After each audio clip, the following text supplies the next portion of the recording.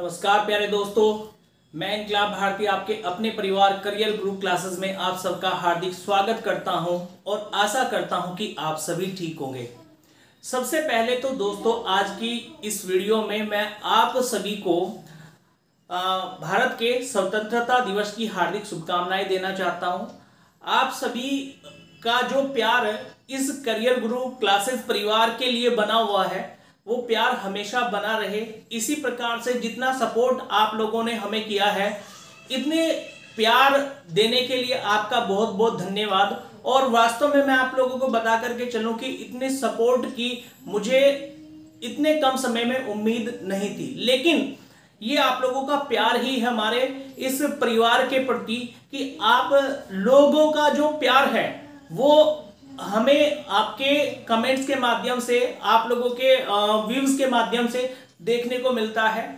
और दोस्तों, इसी प्रकार से आप लोगों का प्यार हमेशा बना रहे, बस मेरी ईश्वर से यही प्रार्थना है। साथ ही दोस्तों, आज की ये वीडियो हम क्यों लेकर के आए हैं, इसके बारे में मैं आपको बताने वाला हूं। देखिए, हम 2-3 मुद्दों पर आज की इस वीडियो में बात कर रहे हैं आपका रेडियो ऑपरेटर को लेकर के।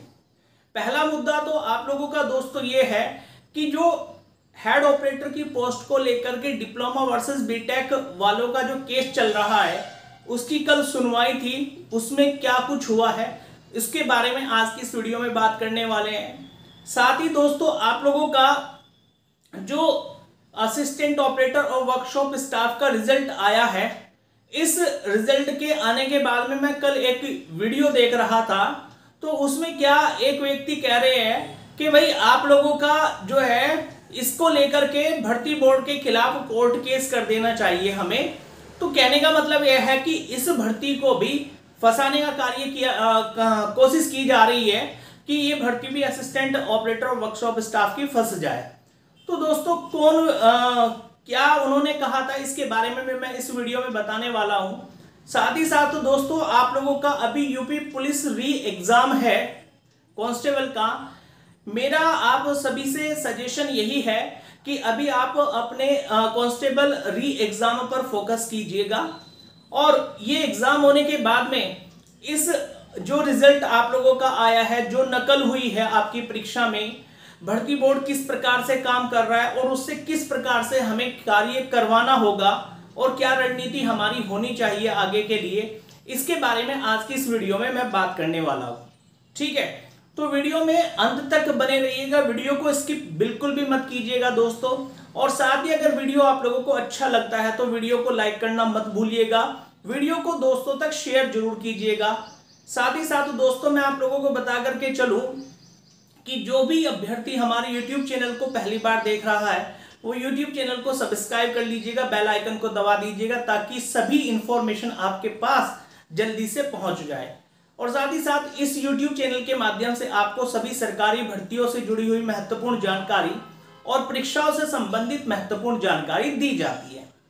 तो दोस्तों, सबसे पहले बात करते हैं हेड ऑपरेटर के कोर्ट केस को लेकर के। जैसा कि आप सभी अभ्यर्थियों को पता होगा कि कल 14 अगस्त को हेड ऑपरेटर की पोस्ट को लेकर के सुनवाई होनी थी, लेकिन जो दूसरा पक्ष है, जो दूसरा पक्ष आपका, यानी कि पहला पक्ष जिसको हम लोग कह सकते हैं, दूसरा पक्ष तो आप लोगों का भर्ती बोर्ड है और तीसरा पक्ष आप लोगों का डिप्लोमा वाले हैं।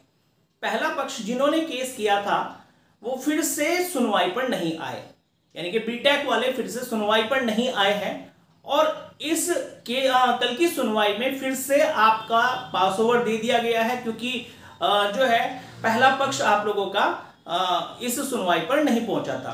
ठीक है, अब दूसरी बात आप लोगों की ये है कि भाई आगे की रणनीति क्या होनी चाहिए असिस्टेंट ऑपरेटर और वर्कशॉप स्टाफ की, जो इतनी हाई कट ऑफ गई है उसके लिए। जैसा कि मैंने आप लोगों को बताया है कि भाई आप लोग अभी री एग्जाम पर फोकस करें, अभी आप अपने आप को न्यूट्रल रखें। न्यूट्रल रखने के बाद में हमें एकजुट होने की जरूरत है दोस्तों।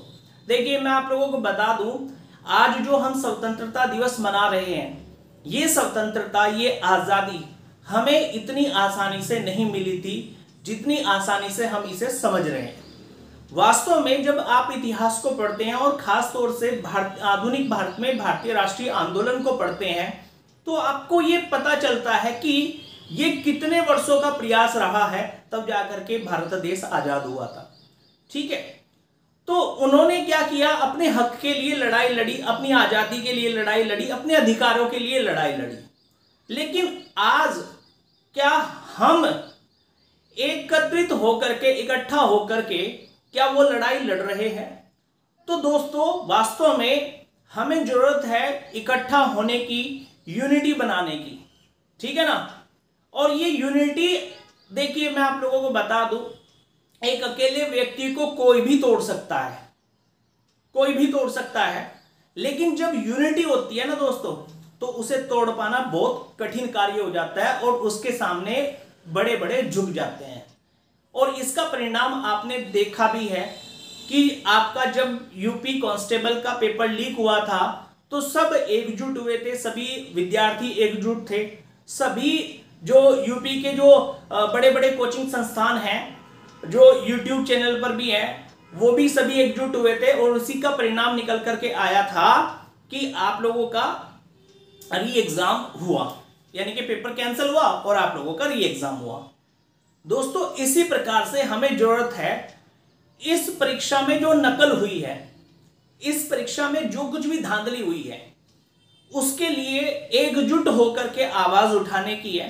और इसके लिए अब विद्यार्थियों को तो साथ आना ही होगा, लेकिन इसके लिए दोस्तों बड़े बड़े कोचिंग्स का भी साथ आना जरूरी है। और एक बात और मैं आप लोगों से मैसेज में कहना चाहूंगा कि जो भी आपका साथ नहीं देता है दोस्तों, जिस प्रकार से राष्ट्रीय आंदोलन जब चल रहा था, तो कुछ लोग ऐसे थे भारत में जो जमींदार थे, वो भारत की जनता का, यानी कि कृषक और मजदूर और जो आपके स्वतंत्रता सेनानी थे, उनका सहयोग ना करके अंग्रेजों का सहयोग करते थे। तो ऐसी स्थिति में जो असहयोग आंदोलन चलाया गया, उससे पहले आप लोगों का स्वदेशी आंदोलन चलाया गया, इन सारी चीजों में क्या देखने को मिला होगा आप लोगों को, आप इतिहास पढ़ भी रहे होंगे कि उनका बहिष्कार किया गया था। यानी कि जो भारतीय लोग थे और अंग्रेजों का साथ दे रहे थे, उनका बहिष्कार किया गया था। अंग्रेजों का तो बहिष्कार किया ही गया था, लेकिन उनका भी बहिष्कार किया गया था। ठीक है, जो आपके साथ नहीं खड़ा होगा ना दोस्तों, जिसे आपने ऊंचाइयों तक पहुंचा रखा है, मैं नाम बता देना चाहूंगा आप लोगों को, इसमें RWA भी है, इसमें रवि पी तिवारी सर भी हैं, इसमें आप लोगों का SSG गुरुकुल है लखनऊ से, और भी बहुत सारे कोचिंग संस्थान हैं जिनके कई कई मिलियन में सब्सक्राइबर्स हैं।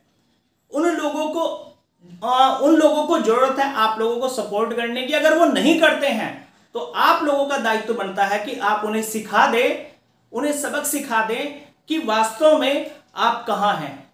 ठीक है, जनता ने आपको बनाया है और जनता ही आपको नीचे ला करके बिठा देगी। तो जरूरत यही है दोस्तों, और जरूरत यूनिटी की मैं क्यों कह रहा हूं, क्योंकि तभी रिजल्ट आने वाला है। कल भाई साहब एक वीडियो में कह रहे थे कि असिस्टेंट ऑपरेटर वर्कशॉप स्टाफ वालों के लिए सब कुछ खत्म हो गया है, और जो है आप लोगों का मिस्टर आनंद शुक्ला, मैं आपको नाम बता देना चाहूंगा, सब कुछ खत्म हो चुका है और बच्चों को कोर्ट केस कर देना चाहिए। अरे भाई एक बात बताओ आप मुझे, अगर कोर्ट केस कर देंगे तो फिर फायदा ही क्या होगा? रिजल्ट पहले रिजल्ट के लिए संघर्ष किया, फिर कोर्ट केस लड़ते रहेंगे, इतने तक के जो है आपकी उम्र भी निकल चुकी होगी और कहीं और भर्ती में किसी और परीक्षा के लिए भी प्रिपरेशन नहीं कर सकते। आप मेरी बात बड़े ध्यान से सुनो, पहले री एग्जाम पर फोकस करो, उसके बाद भर्ती बोर्ड अपना काम कर रहा है। जब भर्ती बोर्ड से हमने 12 अगस्त को जो ट्विटर अभियान किया था, हालांकि ये इतना सक्सेसफुल नहीं रह पाया। उसके ना रह पाने का कारण ये था कि हैशटैग हम लोगों को समय से नहीं मिला था। ठीक है, और हैशटैग यदि समय से मिल जाता तो शायद ये अभियान जो है ट्रेंडिंग में आता और इसका रिजल्ट भी आप लोगों को देखने को मिलता, लेकिन ऐसा नहीं हुआ। लेकिन इसके लिए हम भी एग्जाम के बाद में प्रयास करेंगे, कुछ ना कुछ जो है आप लोगों का। और भर्ती बोर्ड अपना कार्य कर रहा है, वो जांच कर रहा है।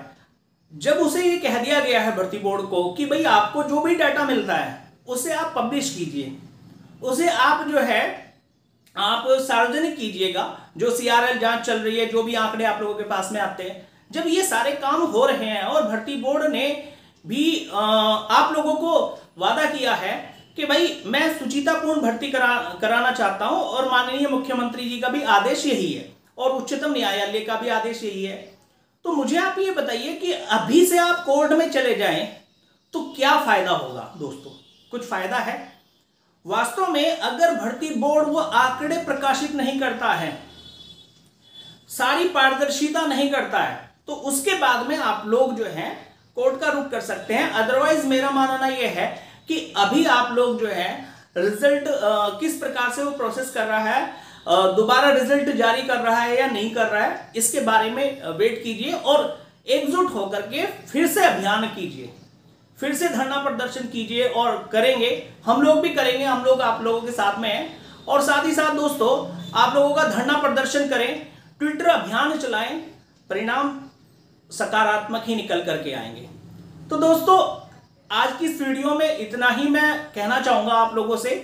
एग्जाम पर फोकस करें, री एग्जाम पर, उसके बाद में एकजुट होएं, उन लोगों को भी साथ लेकर के आए जो आप लोगों की जेब से पैसे कमा करके ऊंचाइयों को छू रहे हैं। ठीक है, उन लोगों को भी साथ, उन कोचिंग संस्थान वालों को भी साथ लेकर के आए किसी भी प्रकार से, चाहे आप लोगों को एकत्रित होकर के RWA के ऑफिस जाना पड़े।